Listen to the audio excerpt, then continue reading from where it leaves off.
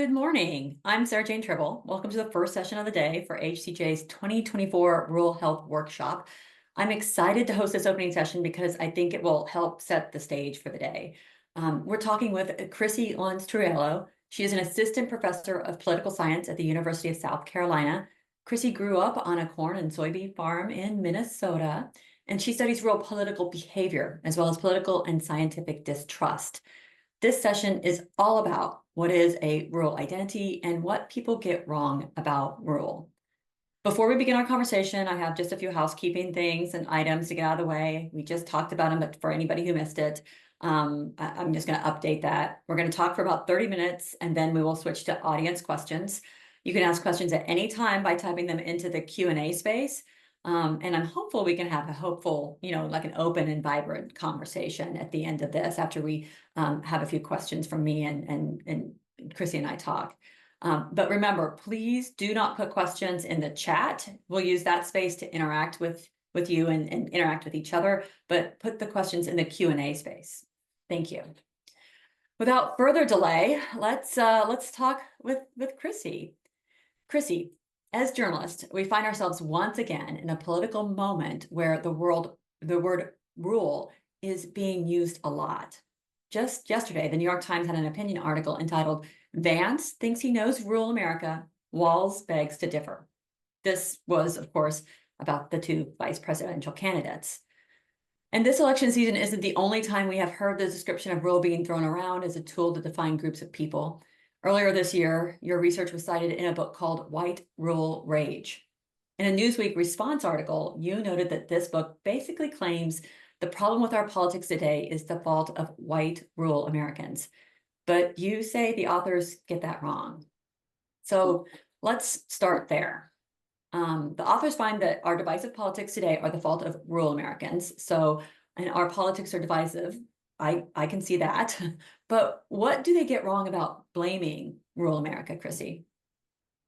Yeah, so but there are a lot of things that myself and other scholars have sort of criticized about the book. There's first of all the issue of measuring rural, which they don't really define, and there's different ways to potentially measure it, which wasn't really a discussion point, in which we'll probably get to in a little bit more.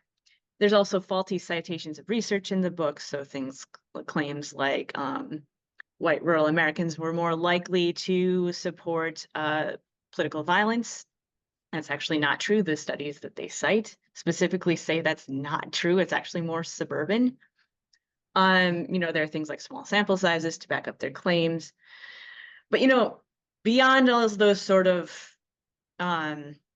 academic and scientific issues with some of the claims they're making, it's also a big part of the issue with it is the tonality. So it's this sort of lack of trying to understand the people that they're talking about and trying to understand the perspective of why a group of people might be upset. We live in as Sarah said, in a time that's very divisive in politics. A lot of people are angry. And we know that from political science research and in other fields as well, that Americans generally, if you prod them on politics, you'll probably get them to get upset and angry about something, and so in that way, I don't think rural Americans are unique in that there are some people who are angry if you start talking about politics. There's been some research saying, though, that there are unique reasons why rural people might have certain feelings about the current political climate. What is it in our society that's making rural people feel certain ways, including white rural people? That's true of any group, that there might be some unique features beyond, the whole society, kind of not feeling great about politics. I don't think a certain demographic group should be denounced or scapegoated. That's sort of oversimplifying the issue by quite a bit. And then finally, in my big point, one of the studies that they cited of my work was a study looking at how people who identify as rural in the United States tend to be more distrusting of expertise and intellectuals.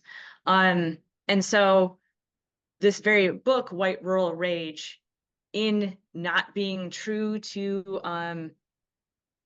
correct academic and scientific rigor and testimony and a sort of tonality of not trying to understand, they're worsening that division. It's sort of reinforcing why it is that rural Americans, rural identifiers, might distrust intellectuals in the first place. It's because they're looked down upon. And there's this perception that they're shut out from that place, that group of people who have more power in society.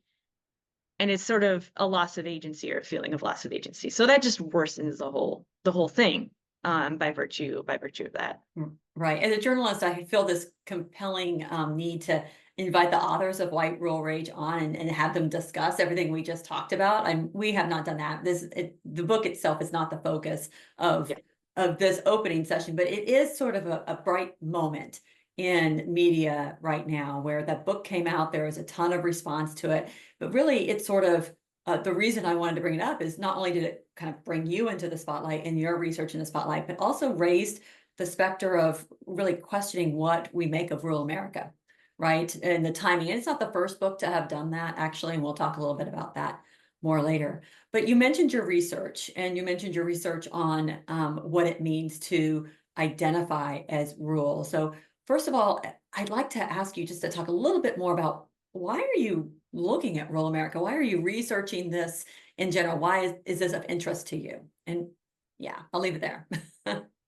Yeah, so maybe taking the second question first. Why is it that I'm interested in rural America? I mean, I'm from a rural area. Growing up, my family was politically active, and I sort of had an understanding of politics based on place. A lot of times my dad would he was a lifelong Democrat. He was a corn and soybean farmer, but he would talk about urban centers, specifically the Twin Cities, and how there's sort of an unfair disadvantage, with rural areas versus the center of the state. And so that sort of informed how I thought about things. I left, like many people in rural America who are young, I left and went to college, and then I sort of moved away for a while. And, that experience of where I grew up and then sort of seeing the other side of it and experiencing differences made me sort of realize that a lot of people don't understand rural America in a sort of nuanced way. How is it that place can influence people? Why is it that rural is its own whole group? We think about rural Montana and rural, Tennessee. They're very different in many ways, but politically they kind of look the same. So why is it that those types of things are happening? So that's something that really was of interest to me when I went to grad school and started researching. And so one part of political science literature that really stuck with me was this idea that for a long time, many researchers have found that, well, we're not really rational with our politics. We don't really actually think logically about, okay, these are the issues I care about, and this is the person I'm going to vote for. A lot of it has to do with how we have our sense of self and how that maps onto politics. So things like the groups we feel associated with, our identities that we have, that a lot of times better informs our political decision making than some of these more, what we think of as well thought out, rational voting, or political attitudes or things like that. Is there a specific rural identity, or how do you define rural identity through some of your work? Getting to that second part. And so, for me, I was interested in this idea, well, I think there's a rural identity, something that I would define as being from a rural area or a small town is a part of how someone sees themselves. Okay. And so I think that's particularly important for politics, because within rural areas, some people feel more attached to where they live or have this stronger sense of self as it relates to place compared to others. And so that actually is going to have different effects on how people vote, whether they vote at all, whether they participate in politics, how they think about certain issues, because they have that stronger attachment to place. In addition, looking at rural identity also lets us understand that there's a good chunk of people who grew up in a rural area and left in the United States as rural populations have declined over time. Yeah, this I find really interesting Yeah, because we talked about this before. So these are people who grew up in rural areas and moved away and live maybe in DC as staff members or right. working at one of the government agencies, or perhaps are journalists living outside DC and grew up in a rural area. But this is actually a bigger piece of the puzzle for rural identity than I had I hadn't even thought of it before. But this is something you found in your research. Absolutely.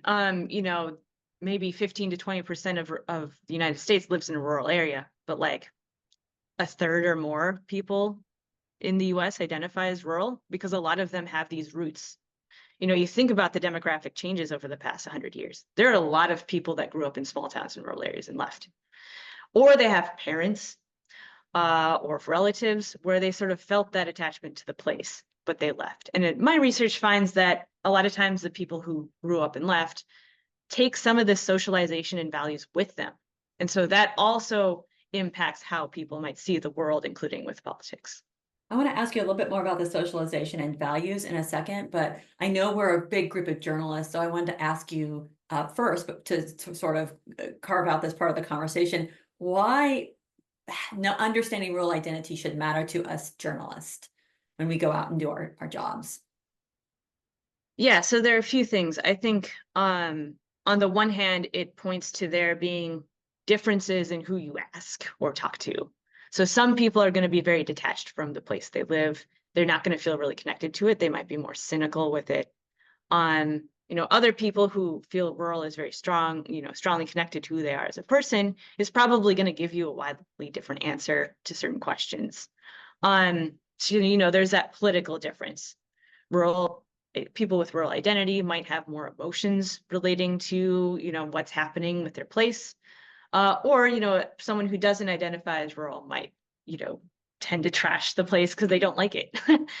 So that's just one example. That's so interesting. I was doing a story in Tennessee last year, and it was outside of a military base. And I was trying to do a story on local people using primary care options. And I found a big difference in the interviews between people who were further removed from the military base and the people right off the military base, and how they describe the region and the area. So I can see that when I'm out reporting.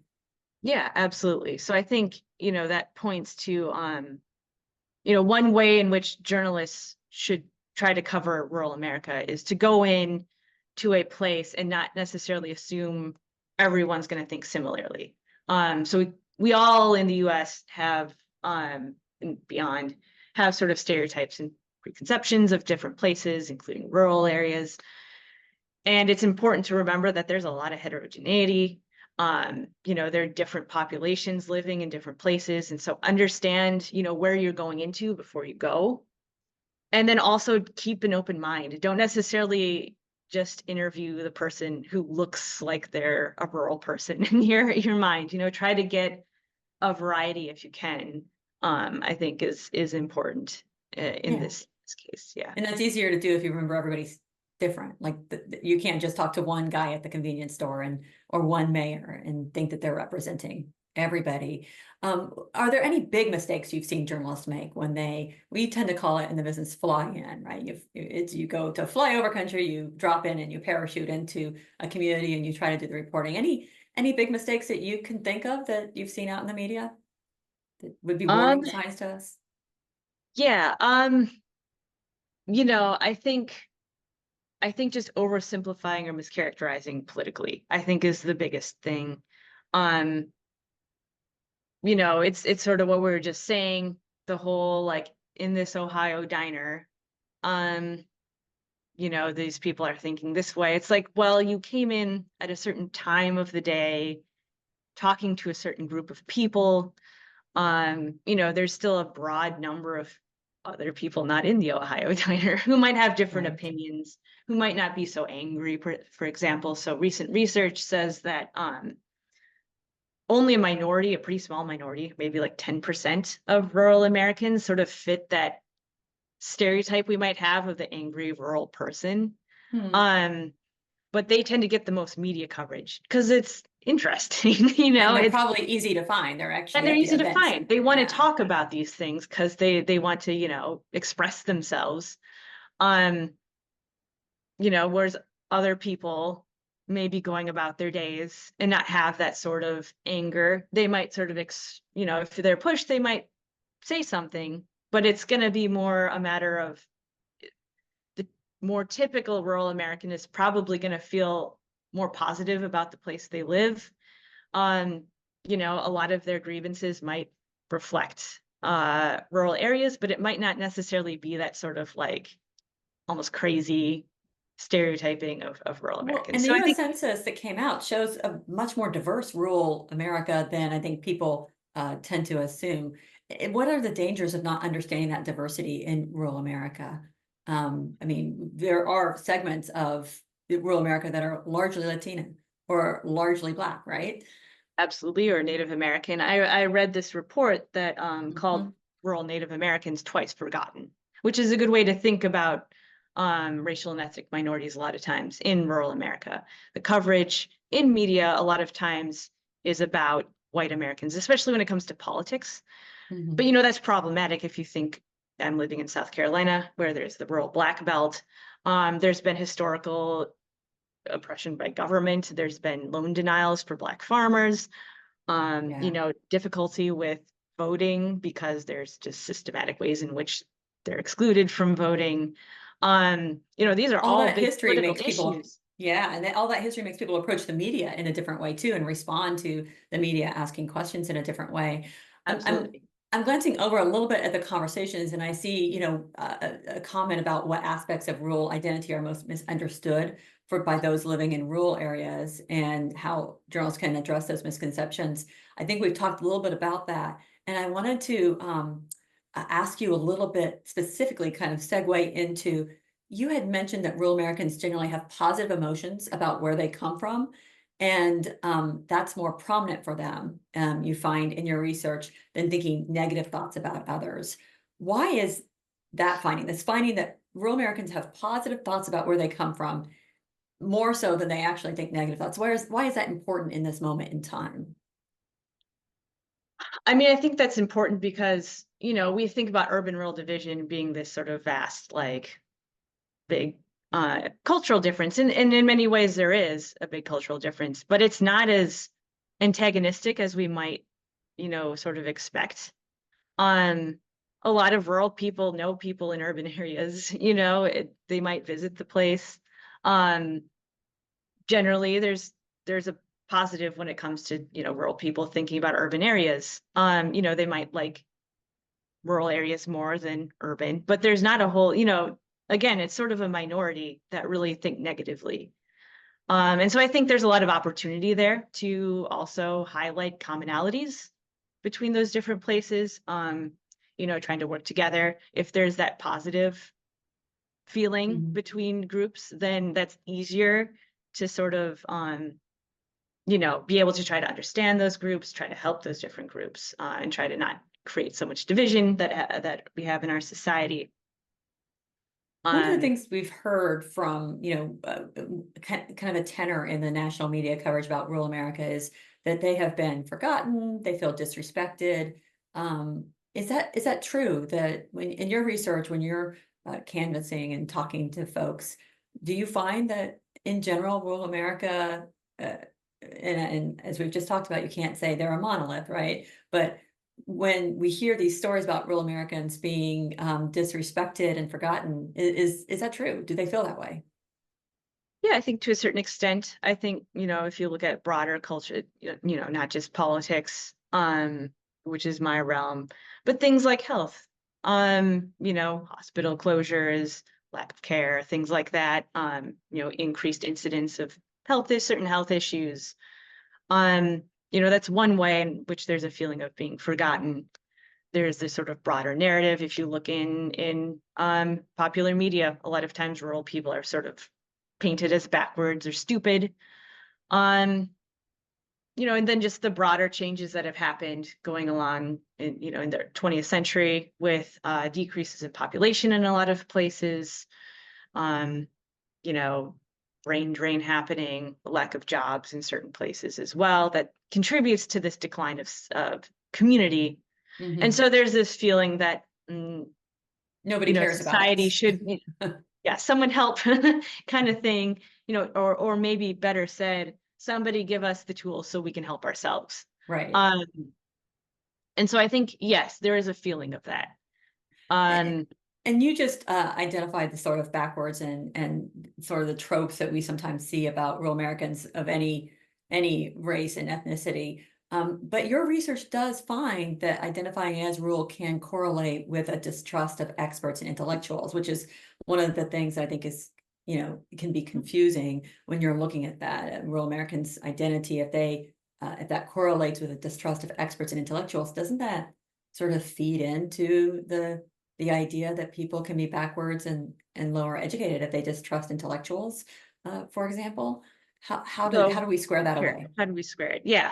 So you can be educated and be anti-intellectual. Maybe, so they're not necessarily the same thing. But I think one of the big reasons has to do with the fact that much of rural America is shut out from that sort of sphere of people, from intellectuals and elites, scientific elites and things like that. I am now a professor. I work with a lot of other professors, and a lot of times their family members are also professors, or scientists and doctors and all that type of thing. So there's a sort of social inclusion, like you're in this bubble or you're in this group in society, and you can feel sort of included or have agency. When I was growing up, I'd never met a professor. My parents didn't go to college. And so there's that feeling of really also social distance, that these people over there don't really respect us or understand any of our perspective. There's different ways that one can be an expert. One can have expertise because of education. One can have expertise because they've been a car mechanic for 40 years and know cars like the back of their hand. That's expertise as well. And this sort of discounting of, there's one type of expertise that's really lauded, as it should be. I'm not going to argue against that. But maybe there are other types of expertise that we should also respect as a society. Interesting. So one of the things we saw as healthcare reporters in 2020, 2021 was distrust of vaccines, distrust of scientists. I'm curious about that lack of trust in intellectuals and how that could have played a factor in rural America's response. I think we saw vaccine rates lower in rural America when it came to the COVID pandemic. How can you talk a little bit about the interplay between science and rural America and what journalists can do to sort of better cover that? Yeah, so I think, rural areas tend to be more, again, distrustful of scientific expertise, and that did play out in the pandemic. There's sort of the political part of it. There was a lot of political messaging, so that the political right tended to be more distrusting of vaccines, though the majority of Republicans in the public still vaccinated against COVID-19. I'm sorry, say that again. The majority of Republicans were still vaccinated against Oh yeah, COVID-19, regardless of 70% or what something. Yeah. rural Americans were saying, well, politics, I don't need to listen to the advice So there's of still a scientists. disparity for sure. But it's not always necessarily quite what we think. So it's perceptions at play here So as much as some of it's anything. perception, some of it is perception, some of it has to do with the distrust. Again, reasons like feeling shut out or not having a pathway to get to that, to get a Ph.D. or whatever. Some of it might be things like personal experience. So many rural areas have an issue with opioids. And, pharmaceutical companies and doctors promoted this stuff.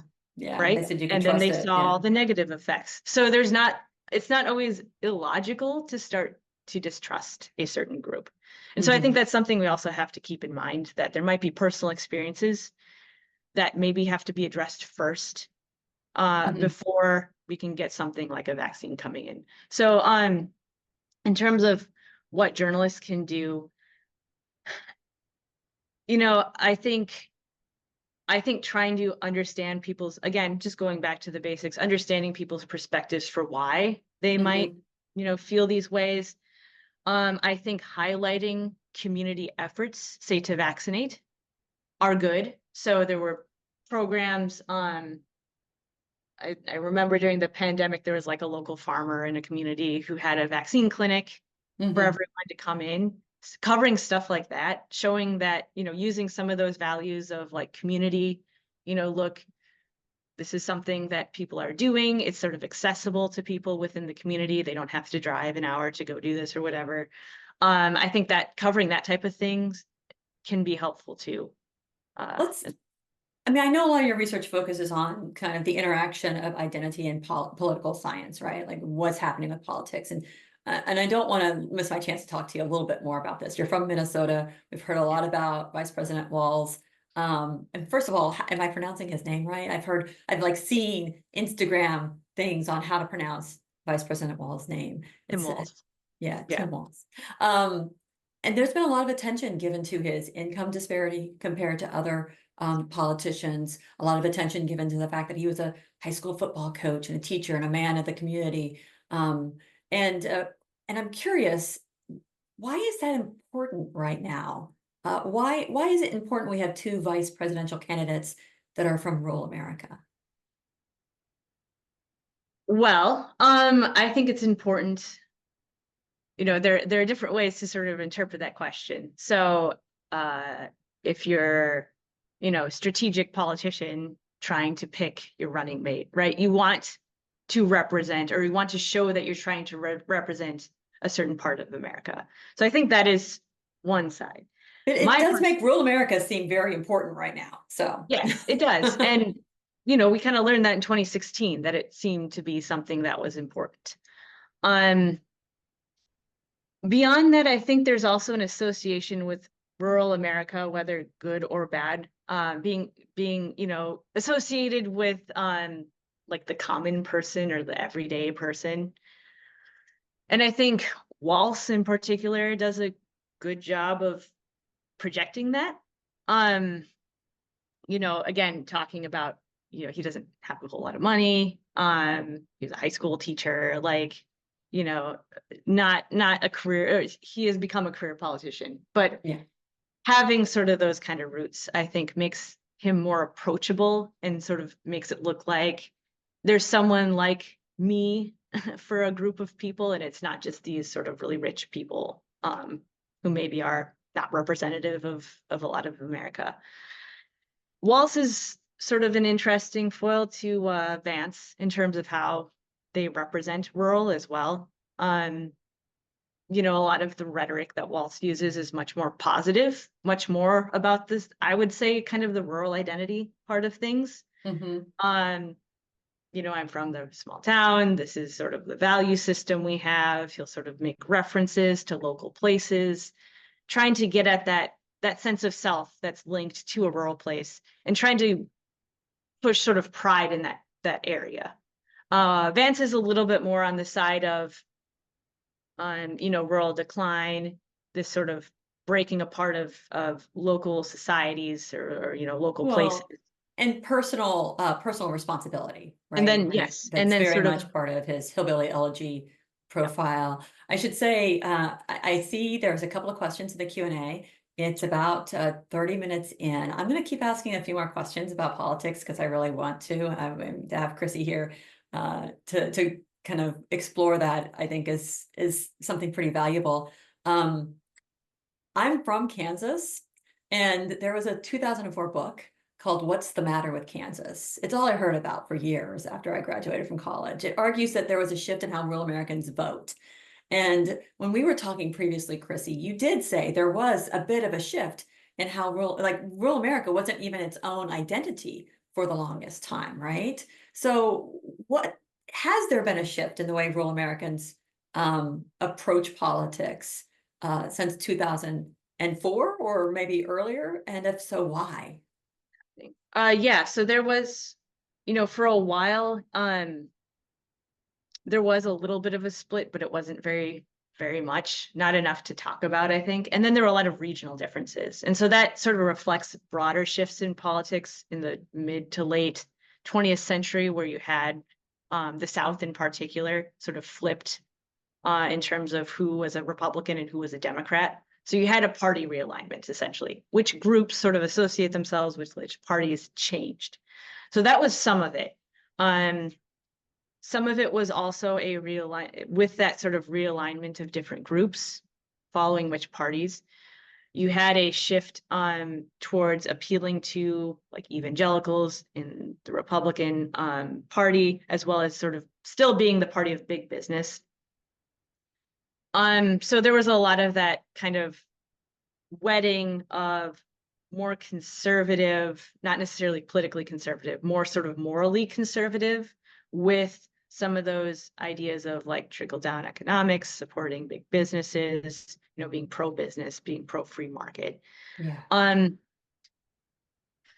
think Reaganomics, the word Reaganomics. the Reaganomics, yeah, part of it. So I think that in some ways appealed to certain parts of rural America, as there was a shift in that way. I think the Republican Party started sort of capitalizing on this idea that not only is there's this group that's a little bit more socially conservative, but this group also is, shut out from what we call the elites. So this was a talking point in a lot of right-wing media, where it took on a populist tone almost, and it really appealed to rural Americans. So historically, populism tends to be pretty popular in rural areas, and not just historically, across different countries as well. There is something, and I've argued this in my work, there's something appealing to rural Americans and rural identifiers about populism, this idea that it's this sort of morally good people against the corrupt elite. And it really plays to that feeling of physical distance, social distance from those centers of power that I was talking about before. That's a lot of why there's been a split happening. There's also just social sorting. So people just move, and we've sort of moved and sorted ourselves. So more religious people stay in rural areas. Older people stay in rural areas. People without a college degree tend to stay more in rural areas. And that sort of aligned itself demographic. Whether by choice or not, they tend to be grouped that way. Let's fast forward a little bit to 2016. And we can all recall what happened with the election of 2016, but just a few months before that is actually when Hillbilly Elegy, J.D. Vance's book, came out.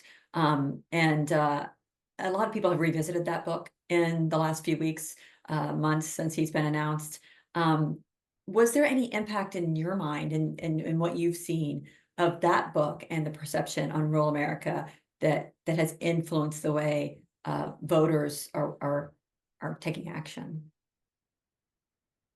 I think in some, I think in some ways it helped, or that was sort of part of the explanation of what had happened, I guess, in terms of Trump winning more in rural areas, is this idea of sort of decline of things not going well in certain parts of rural America. It made it, and then it was also appealing potentially as an explanation to people who have more of that value of personal responsibility.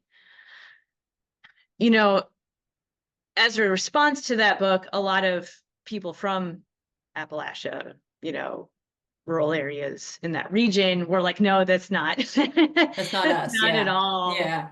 How do we interpret things? But it hit at the right moment, and it gave coherent enough explanation where I think it sort of may have impacted some people's perceptions. Well, and there was a movie made about it too, and so then it reached a broader audience as well, and it really feeds into that idea that of a decay and decline, and people just need to take personal responsibility of picking themselves up. Yeah, and I think that explanation can be appealing to people who feel like they don't have as much agency in society. It's sort of telling them like, well, if you work hard enough, you can, overcome. And he's sort of an example of it, or tries to make an example. So there is, I think, an appeal to that type of argument, because there's that personal agency, like you don't feel trapped. I think from my research, it's an oversimplification. I also find in my research that a lot of rural people are actually more interpersonally and community oriented, and not as much about the rugged individualism. They might, on some issues, that might be something that's appealing, but there's also this idea of caring about the collective community as well. When you And say so I think, more, do you have any, and I didn't ask you for this in advance, so it's okay if you don't have the numbers in front of you, but when you say more, can you characterize it as 60% more people care about community than rugged personal identity or anything like that? yeah, it's like a 2 times magnitude, I guess. So Hmm. like a 1 to 2 ratio, if I remember correctly. It's significant.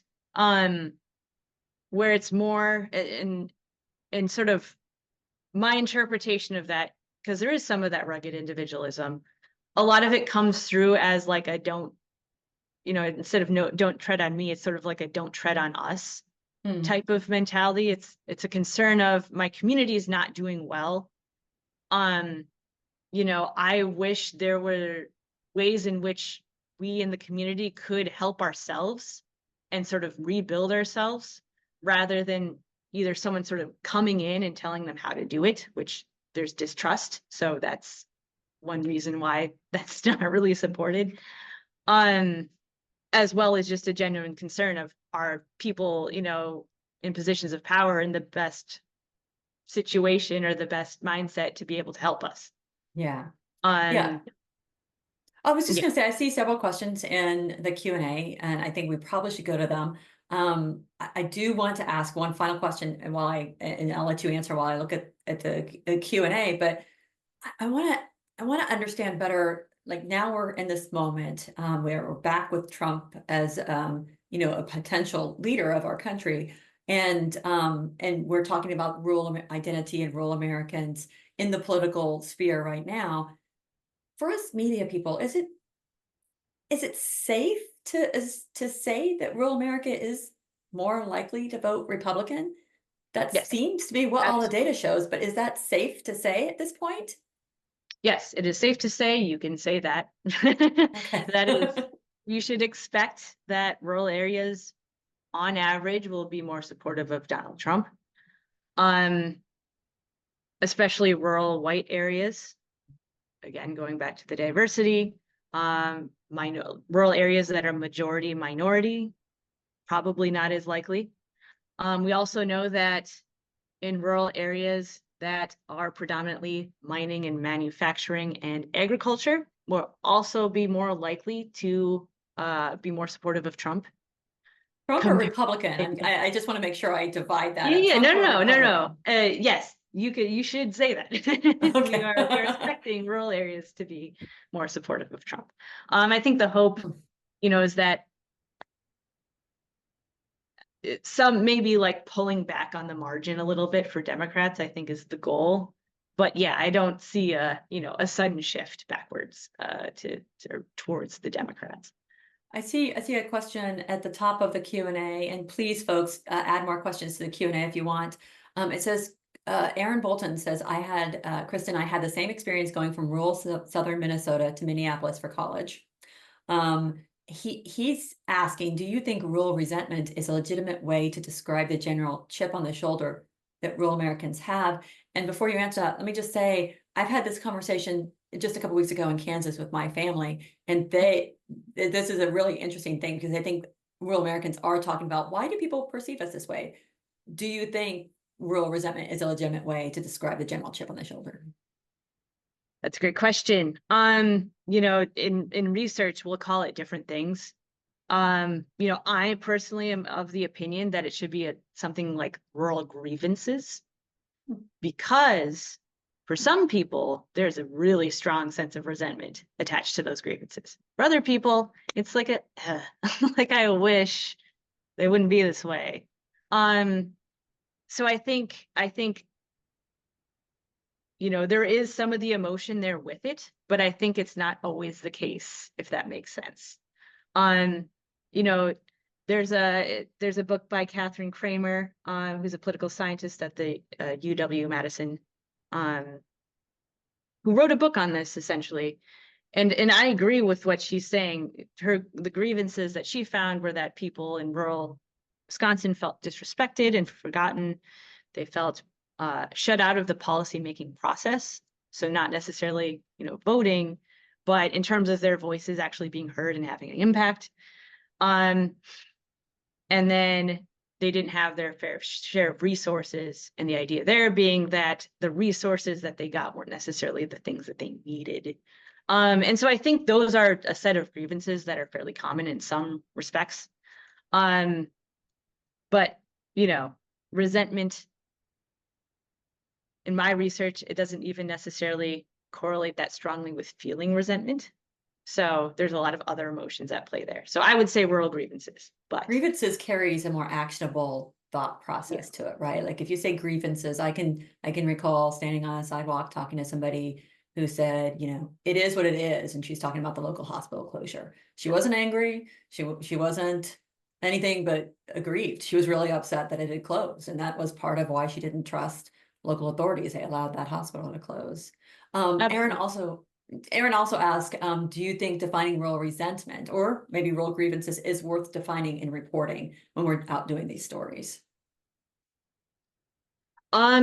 Yeah, I mean, I think if you're going to use the term, which is fine, like, you don't have to use the term rural grievances. You can say rural resentment. I think it's important to define it. So I think one of the other reasons why I sort of err away from that term is because it's kind of loaded. So resentment sort of plays into that trope of Resentment's people loaded, being yeah. angry. Mm-hmm.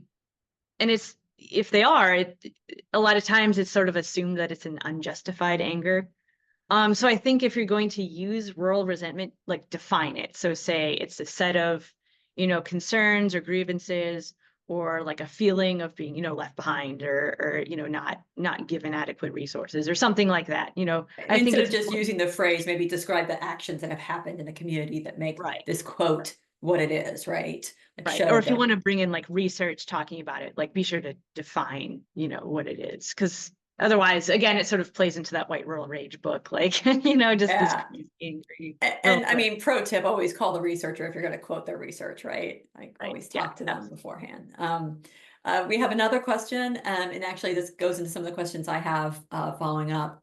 Alan Moore says, tell me about how the message may change depending on the media platform. I think this is really interesting.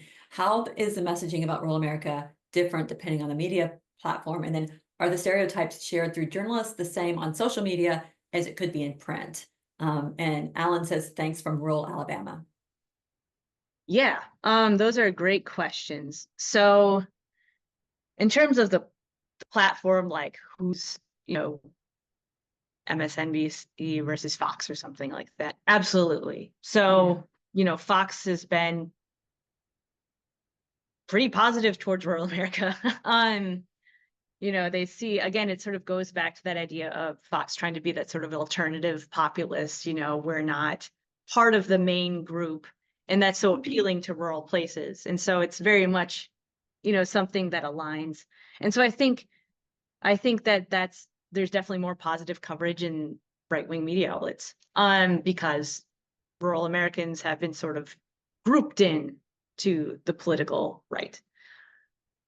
In terms of more center or left outlets, we might see some of the negatives because there's sort of this idea that, well, rural people voted for Trump, rural people, or there's this sort of like, oh, poor rural America, they don't have a lot of agency, they're just sort of stuck in They're their older, condition, poorer, which is a little sicker. too Yeah. far. It's like like not everyone. There's still agency in some cases, so yeah, I think there's a difference. I have seen also, some media outlets on the left also being positive towards rural Americans too. So it's not like they're, just all trashing them. Yeah. That is I you will know. note that, I travel a lot for work and for other reasons. And often when I'm in hotels or public spaces, I'll see that Fox News is on. And I'll ask, who turned Fox News on? And almost every time somebody says a customer or the staff wanted it. And it's really interesting. I'd love to hear from other journalists and other people if they travel a lot and they see Fox News on too. It's just an interesting anecdote. Sarah Murphy in the audience says, I would like to hear a more precise definition of rural, which is a good question. She says, I found in my research that a county or area can be defined as rural according to one rubric and suburban or greater urban according to others. It can be a challenge to reconcile statistical measurements like population density with a more qualitative sense of rural identity. I will say the government does, if you type in "Am I rural?" there is a government website that helps you identify whether a location is rural or not based off of, what federal grants are asking for. So you might Google that. But Kristin, do you have a better definition of what is rural and how to square that away when I, as a reporter goes to a community, can I call it rural? Yeah, that's a great question. So there are over like 160 some definitions and measures It's of crazy. rural. There was actually a story on it once. Really. I should find that and share it with the group. But So yeah, I mean, there are different ways to measure it. So some people, a lot of official definitions are hinged on population density, sort of just naming metropolitan centers based on some set of criteria. And then rural is either like not those areas or not within commuting distance of those areas. So it's sort of like the definitions based on not metro. And then that's based on population density. Another way to measure it or think of it is sort of as an attitude or just how someone thinks of themselves. There's sometimes merit to that. A lot of times I use that definition. Why? Because it's not uniform across the United States. So I lived in Rhode Island, which officially has no rural areas. But in the northwestern part of the state, I would have defined that someone living there as rural. It's just because our units, like counties, are not perfect. So even like Dane County, Wisconsin, which has Madison, also has small towns in it. Also has farm fields, at the edges of that county because it's a big county. So one could say in, the whatever northwestern corner of that county that they're rural, but officially they'd be metro. So there's this sort of like potential problem with using these zip codes or counties in that it doesn't get at the really like fine-grained level. And then going back to what I was saying before with Rhode Island, someone might think of themselves in northwestern Rhode Island as rural, but in Montana, they'd be like, no, right. Where it's really remote. Even where I'm from, which is usually classified as rural, like I don't think I've ever seen it not classified as rural. They might see it as, yeah, but you're still like within an hour's drive of a medium-sized city. It's not like, a 3-hour drive to Right. a small No. town. You know what I'm saying? Yeah. So there's also a really or if you think about Texas suburbs are really sprawled out, whereas in Right. Jersey, they're really dense. So there's a lot of just regional differences or how people think of it is going to be different. A lot of people also sort of stereotype think of rural as being, well, that means agriculture or that means farmers, which is, problematic in a few ways, but sometimes it makes sense to think of it that way. It's problematic because a lot of rural people aren't No. agriculture related at all. They've never been on a Right. farm, right? But they live in a place that's designated as rural by a number of different sort of federal government assessments, right? You're absolutely correct. Less than 10% of people in rural America work in agriculture. So I have, as a reporter, I've taken to asking people if they think they live in a rural community when I go there. It's just sort of my way of covering my bases, just FYI, guys. Erica does ask another question, which I think is really interesting. She says, what role do you think rural identity plays in access to healthcare in rural America? I think this is a really interesting question. So does the fact that you identify as rural play a role in access to healthcare in rural America? That's an interesting question.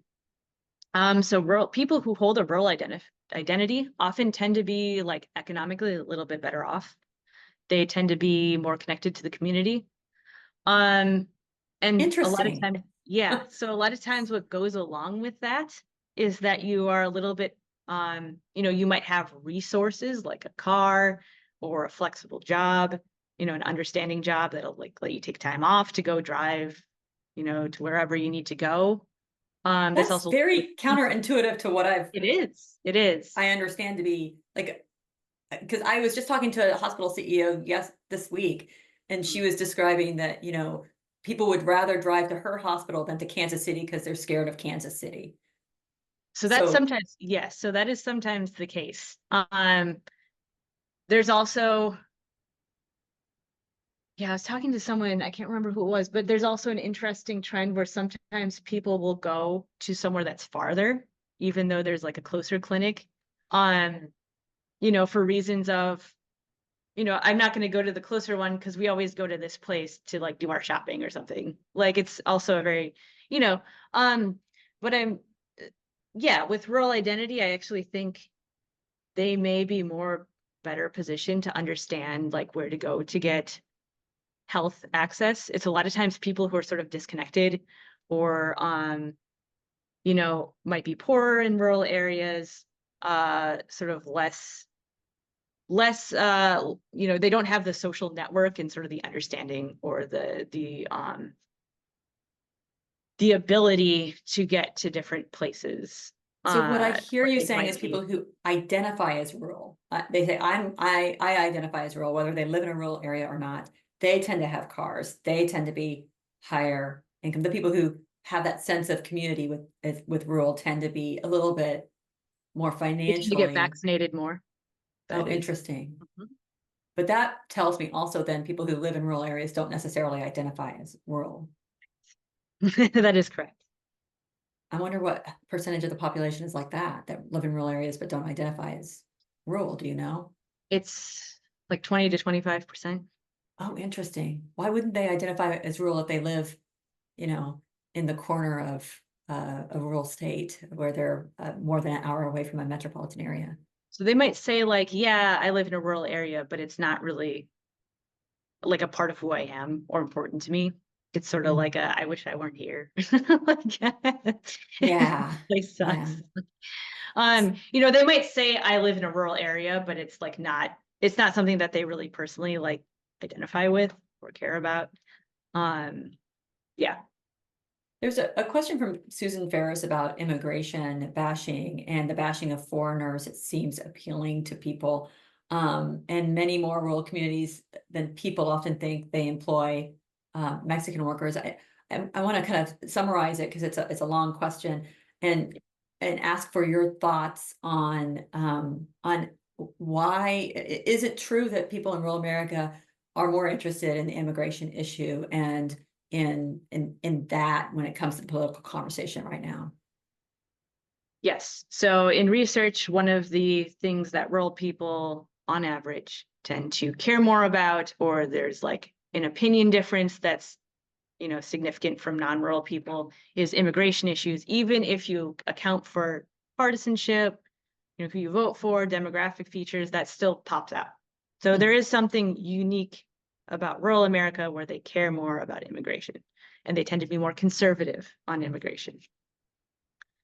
There are a few reasons why that might be the case. So one is that going back to sort of the ideological appeal of populism tends to be anti-immigrant. It tends to be very much like we are going to take care of our own and we don't let other people in because we need to take care of our own first. There's something like a potential distrust of outsiders. At the same time, and you pointed this out, that like where I'm from, there's a long history of Mexican migrant workers coming to help in the summers. And as a lot of communities, particularly in the Great Plains and other places as well, as they're experiencing these population declines, a lot of the growth that is happening is because of immigrants coming in. So there is actually, I think, a lot of ambivalence, maybe more than we might necessarily think. There was a book on this by J. Celeste Way. It was The Midwestern Mosaic, where she looked at 2 towns in Iowa that were experiencing immigration booms of Mexican and Latin American immigrants. And one town sort of like the people there tended to be like more welcoming and another didn't. And so there's these sort of like local tendencies that happen. It's sort of, how is it that local institutions deal with the demographic change? How is it that people interact with sort of the new population, things like that.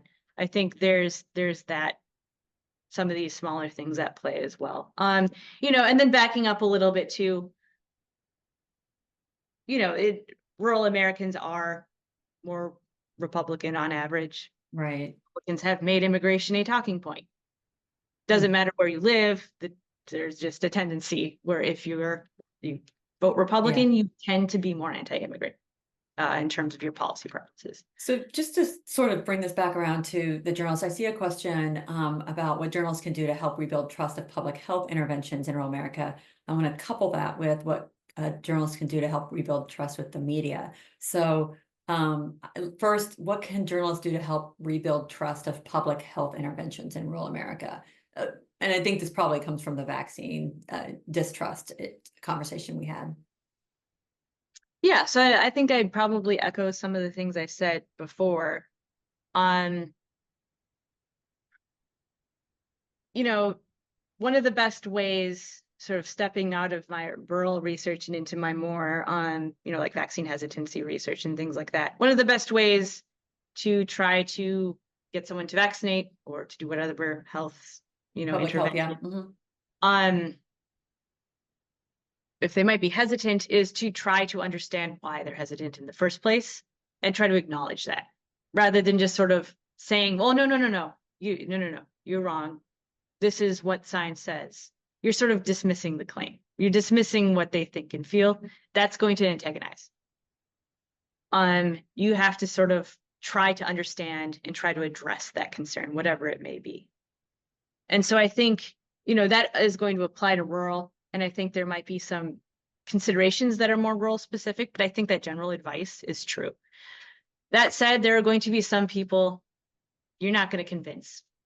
They're just too far, they're going to have to well, it's going to have to be something that's like more personal, somebody near them that's going to have to sort of like chip away, essentially. And journalists, it's not our job to try to convince anybody of anything. And it's not our your job to ask questions. Yeah. Right. It's and your to job ask questions openly. Which is a good way to get at why is it someone thinks the way they do. I think maybe, there's a fine line between, someone voicing what they think and then sort of like promoting that point. Right. But I think at least making people feel that their views acknowledged or that someone's considering it, even if scientifically it doesn't work. That goes a long ways. We have just a few minutes left, and I just wanted to ask you a little bit about the changing media landscape that we've seen over the last decade with the loss of a lot of more local papers. Does that changing media landscape, in your view, has it impacted the trust that rural Americans have in entities outside? I mean, how does that affect the trust in their community and in the media in general when the local newspaper either has closed down or is now just 2 pages instead of a robust 12 pages? Yeah, so that's a good question. There's some work on it, but not a whole lot. The sort of assumption from or the sort of standing understanding is that it can decrease trust if you're in a news desert of media sources. The most trusted media sources in the United States today are local news. People trust them more. In a small town, you might actually know the journalists.